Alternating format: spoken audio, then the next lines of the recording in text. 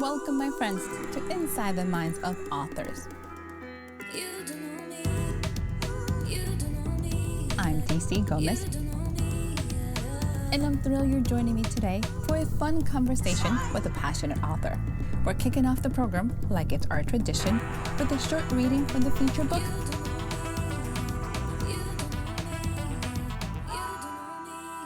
I hope you guys enjoy it. Let's get started.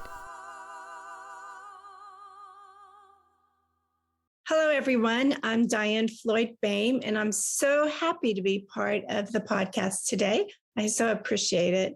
I am going to be sharing with you my very first young adult historical fiction book, Rise, A Girl's Struggle for More. So sit back and relax. It takes place in the 1920s. It's based on my grandma, and I can share later with you why I chose to write about her. But anyway, sit back, relax, and let's enter the world of the 1920s in Oklahoma. Pluck the chicken. Seriously, Ruby Pearl, put that book down and help your sister get the chickens plucked for Sunday dinner, Ruby's mommy yelled upstairs. Yes, Mama, I am coming, Ruby replied. Reluctantly, Ruby placed a marker in her book and left the upstairs landing alcove, her favorite reading spot. She loved it there because, as she read, she could look out the long window into the big backyard and see her mama's garden. The alcove was the perfect place to gain composure, as some of her sisters would do. And for others, like Ruby, it was a place to read and let imagination run wild. The alcove was inviting, with the built-in cherry wood chest with its soft cushions and the blankets tucked away inside, just waiting for someone to pull them out. The window itself was like a picture of the day framed beautifully to match the chest. It was always hard to walk past that window and not be tempted to peek out and see what might be going on outside. Once more, Ruby had to give up her favorite reading spot, her escape coming to an abrupt halt, and family duties called. Ruby hated plucking the chickens. At times, she would sit there looking at the headless bird, trying to figure out if she had named this one. No matter how Ruby's mama boiled the birds just enough for easy plucking, it was not a chore any of the girls enjoyed doing. Though the bird was dead, Ruby could not help but imagine the bird alive. And with each feather she pulled, she would feel the pain of the defenseless, headless bird. Her mama would tell her not to be silly, but Ruby could not help it. She would imagine that just the day before, it had been clucking, cluck, cluck, cluck, cluck around, happily eating corn and not harming a fly. Today, Ruby was in for a real surprise when she went out back to meet up with her sister, Ida Jane. Ruby's mommy always called her sister by both names. And if Ruby or a sibling only called her Ida, her mama would say, her name is Ida Jane, period. End of story. Ruby always felt that Ida Jane was the princess of the family. After all, she did have her mother's middle name. Plus, Ida Jane was a mama's girl and did everything her mama told her to do without ever putting up a fuss. Ruby was glad that her mama had a few daughters, as they all enjoyed canning and cooking and sewing, which pleased her mama very much. On the other hand, Ruby did not want to have anything to do with those chores. On many occasions, Ruby took advantage of her sisters to stall for the time in the hopes of not having to participate in whatever girl chore was going on at the time. Sometimes it worked, but today, Ida Jane was getting fed up with Ruby and her shenanigans. Ruby loved all her sisters, but was particularly close to Ida Jane. They had shared a room together ever since their big sister Rilla had moved to Seminole, which was not far from Oklahoma City. Ruby was 3 years old then, Ida Jane, but even with the age difference, Ruby was interested in Ida Jane's thoughts on some matters, and most importantly, they had each other's back. Well, most of the time. Today would not be one of those days. Ida Jane was sitting in the green metal lawn chair, working away, plucking feathers, when Ruby opened the screen door. Ruby, why do you always have to be late when it's time to pluck those chickens? You know it is not when it's our Saturday morning chore. As Ida Jane kept giving Ruby a piece of her mind, Ruby ignored Ida Jane and watched her mouth move in slow motion as she went to get her bucket for the feathers. Ruby wondered what her little brother Henry was up to. Chances were it was no good.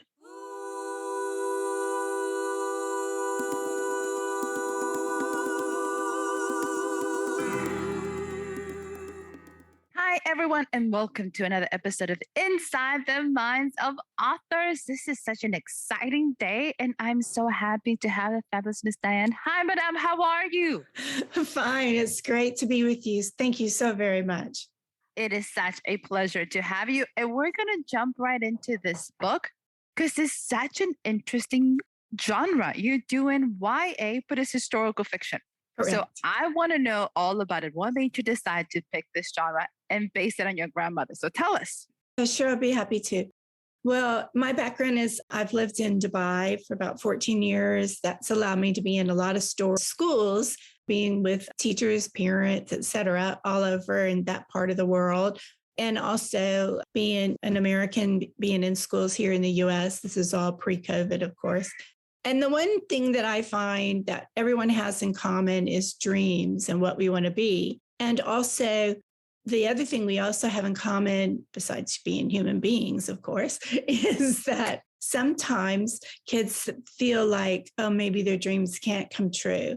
And I thought, oh my gosh, isn't that interesting? No matter where you live, we all can have these moments not having confidence in ourselves. And so I thought, you know what? I'm going to share my grandma's story and, of course, change some things up. And so that my cousins are like, why did you say that about my daughter? No, I didn't do that. They were all very happy. But anyway, because my grandmother was born in 1904, most girls did what was, quote, girl jobs. And she was so impressed with her dad and everything he was doing and what her brothers were doing. She comes from a family of 9. And to not give too much away, but she ran away to go to college. And how many kids today run away to go to college? Of course, when her parents found her, they paid for her college, but her parents paid for her brother's colleges, and she just felt like she should be able to do the same. So she did some very interesting things that I'll save to make sure she had enough money to go to this one school.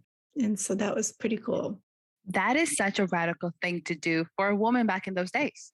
For her to decide, I want to go to college, and then to go ahead and do it and run away and honestly say, I don't want to do this girl job. Mm-hmm. I want to be able to read. I want to be able to do all those things. So your grandmother was extremely revolutionary for her time. She was very lucky. The women in my life have been very strong women. And so I've been blessed to have that in me to go after your dreams and don't let anyone say you can't be. I mean, it takes a long time and sometimes you go down wrong tracks, but they help you get back on the right track. So you have such a strong role models in your life of people that have said, we're going to take this leap. Yeah. And we don't care what other things. How was she handling it growing up? And where did you get your information to write her story from? Well, all our family, we're all storytellers. So I have heard family stories all the way from my great-grandma as well. I knew my great-grandma, which is my grandma Ruby's mama. She passed away when I was 10, but how lucky I have those stories. And then my mama, she was really good about writing a lot of family history down. And my mom's now gone to heaven, so she didn't get to see Hold the book, which I'm kind of sad about that. I am sad, not kind of. But Mama and I would go over some of the stories, what I'm thinking and the outline, et cetera. She'd say, well, now that you're a little bit older, I need to fill you in for the rest of the story. So you get to have this whole picture of your grandmother from the eyes of the family member. So did other family members help you collect these stories besides your mother? Well, grandma gave me some stories too, growing up, of course, because she would use things in her life as lessons for me to learn from. Let me tell you about when I was younger. I did such and such. Now, do you want to walk down that path? Remember, things can change in a blink of an eye.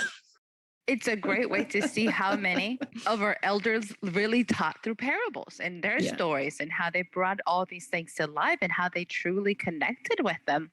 You said about this is your first YA historical fiction book. Correct. What other books have you been writing? So I'm actually working on the follow-up of this book at the moment. I have 2 books actually that are coming out really soon. I'm blessed to have 2 different publishers, so I can do this. You get to a certain age and it takes a long time to get published. And so I'm like, okay, I have a lot of stories. So I'm blessed. So I have Charlie and the Tire Swing, and I have A Time to Fly. Those are children's books. And I predominantly concentrate on children's books. And I'm very proud to announce that my children's book, A Song of Peace, was awarded a Story Monsters approval, which is huge. Story Monsters is a magazine that teachers and a lot of family people take. And I actually used it when I was in the classroom. So I never dreamed I would be like writing books plus get Story Monster approved. So I'm very proud of that. Congratulations. That is so huge. It is massive. When did you start writing? Well, I've always been verbally a storyteller and also being on stage. So there's all forms of storytelling, correct? And I was in the garden one day working because I love to garden. And it dawned on me that I needed to finally put these stories to print. So I guess about maybe 20 years ago, I started working on looking up different stories and that I've talked about and started typing them up, and then started to do the traditional agent ways, and we can make a whole movie on what happened there. Anyway, so now I'm what they call a hybrid author. I guess I've been published for about 10 years now. Yay! Congratulations. You have been in this business for a while and you have seen many, many different things. So I love the fact that you are a hybrid, that you have traditional as well as you do your independent work. Which one do you enjoy the most? I absolutely love being a hybrid publisher because I just want to write and let everyone else do the background stuff. Okay, make the digital happen. And then sometimes I illustrate, but for the most part, either my youngest daughter illustrates or I find an illustrator that I think works for that particular story. I know some authors really enjoy having one illustrator and they're known for that, but I really enjoy giving people an opportunity to become published. And so I just see it as a way of giving back. I think it's really important. That is a beautiful thing to do, and being able to work with different artists gives you that opportunity. So that is beautiful. So you mentioned you have the next book coming out. Is this going to be a duet? Are you planning to do a whole series? How many books are you planning to do on your grandmother's story? My grandma, just one more. I want to stay true to what the whole purpose was, to inspire young people to go after their dreams. And even though it might take a while, you might have to work to go to college. I know I worked to go to college, that it's okay because you're learning along the way. And that's the best part, learning along the way. Ooh, that is beautiful. For your children's books, what book are you working on next on that? Well, it's funny you should ask. So I actually just finished. So Charlie and the Tire Swing, that is the beginning of how it all starts. So now you're going to have Charlie and the Tire Swing Adventures. So you're going to have a lot of fun things going on. And I'm extremely excited about that one. And then I'm working on A Christmas Story. So yay.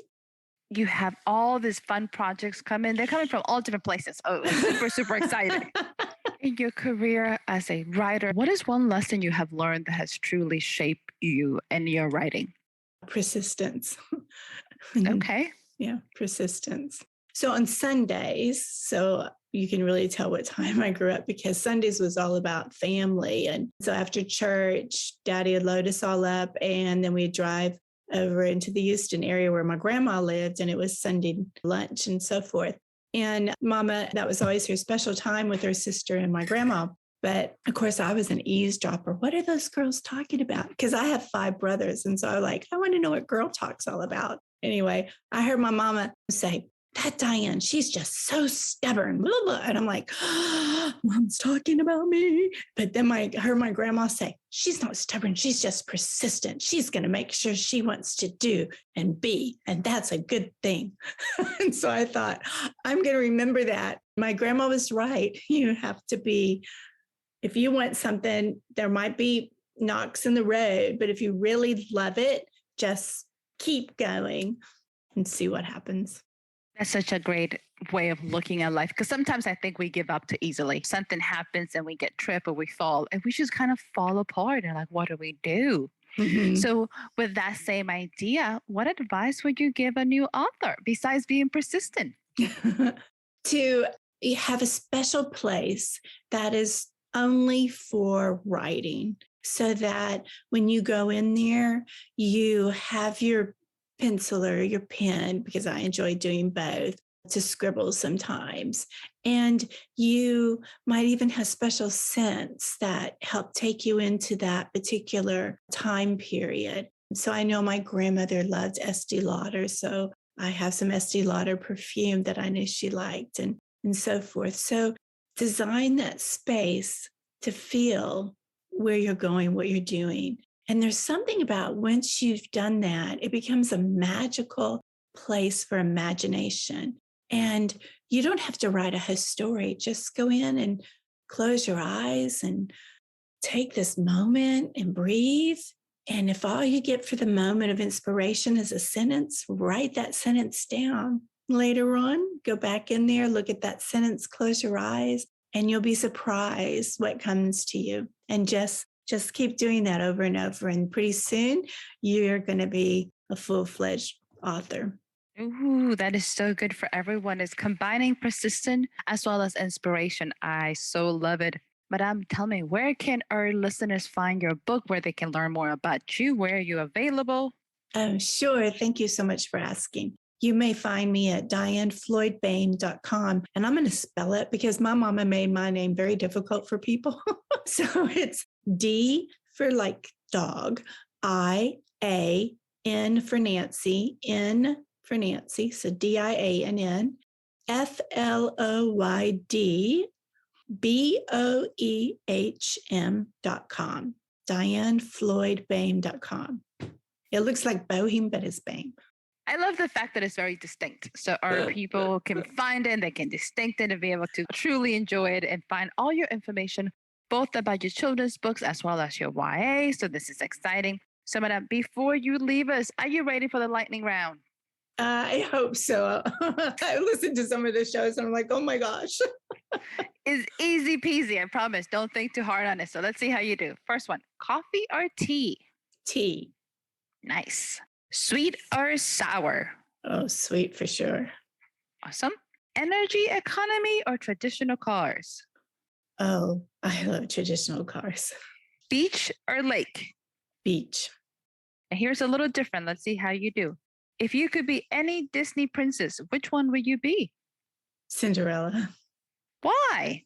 I always thought it was magical when the fairy godmothers came and gave her that gorgeous dress, because I couldn't always have tons of dresses like my friends at school. So I just thought that was amazing. That's perfect. So, Madame, do you have any closing remarks? Anything you want to tell us? To just believe in yourself, love yourself, and you'll find what you're meant to be in life, because we're put on this planet to do beautiful things and to help each other. Oh, that is beautiful. Ms. Diann, thank you so much for joining me. It is such a pleasure. To our listeners, go ahead, check out the book, check out the website, join the newsletter. Remember, we're always better when we're growing together. And Madame, thank you for joining us again. To everyone, we'll be back with another amazing author. So stay tuned. Bye, everyone.